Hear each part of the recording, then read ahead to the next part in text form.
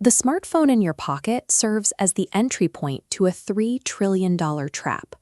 Behind the beautiful, seamless interface lies an engineered system designed to eliminate a consumer's ability to switch brands.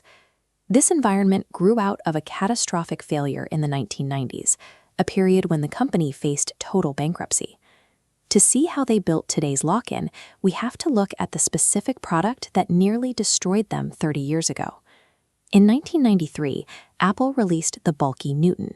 Its handwriting recognition system was so unreliable it became a punchline in national comic strips. When Steve Jobs returned in 1997, he killed the Newton immediately.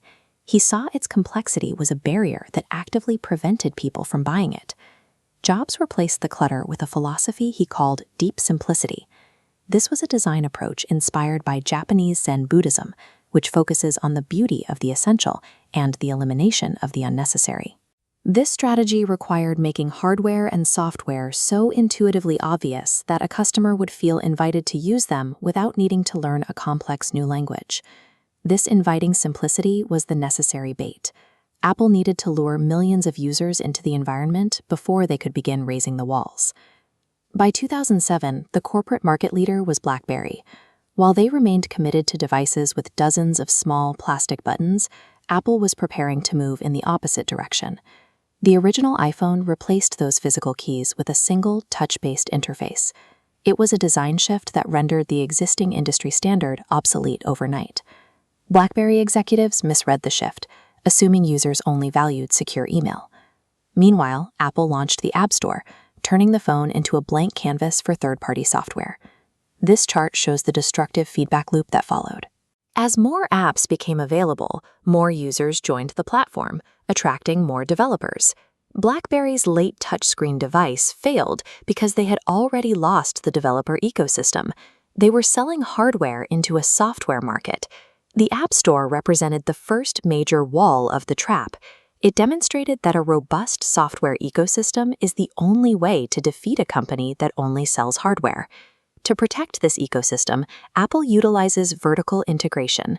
Vertical integration is a strategy where a company owns and controls multiple stages of its production and distribution, rather than relying on external suppliers. By controlling the hardware, the software, and even the retail stores, Apple eliminates the friction points that usually occur when different companies' products try to work together. They reached the peak of this strategy in 2020 by replacing external processors with their own custom-designed M-series silicon chips.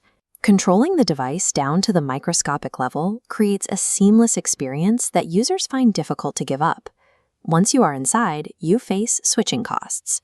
Switching costs are the psychological and financial hurdles that make it painful for a customer to move to a competing brand. Leaving means losing your purchased apps, abandoning your cloud storage, and reducing your expensive AirPods or Apple Watches to high-priced paperweights. There are social barriers too. Leaving the iMessage environment creates immediate friction with friends and family, using peer pressure to keep users locked in. This chart tracks Apple's price skimming, setting high initial prices to capture loyal customer revenue. Switching costs create inelastic demand, allowing prices far above the industry average. This power extracts higher margins by unbundling accessories like chargers, increasing revenue without lowering device prices. The company couples a device people love with a psychological landscape where abandoning the brand creates more friction than staying. This invisible trap has resulted in a market valuation that has climbed past $3 trillion. A near-bankrupt firm from the 90s transformed itself into the world's most valuable manufacturer by engineering a controlled, inescapable business model. Generational wealth and corporate dominance are built on the pivot from selling high-quality electronics to managing the cost of human behavior. Success on this scale requires two things: making the entry point simple and inviting, and making the exit point as painful as possible. Next time you download an app or sync a new device, consider the true cost of that convenience.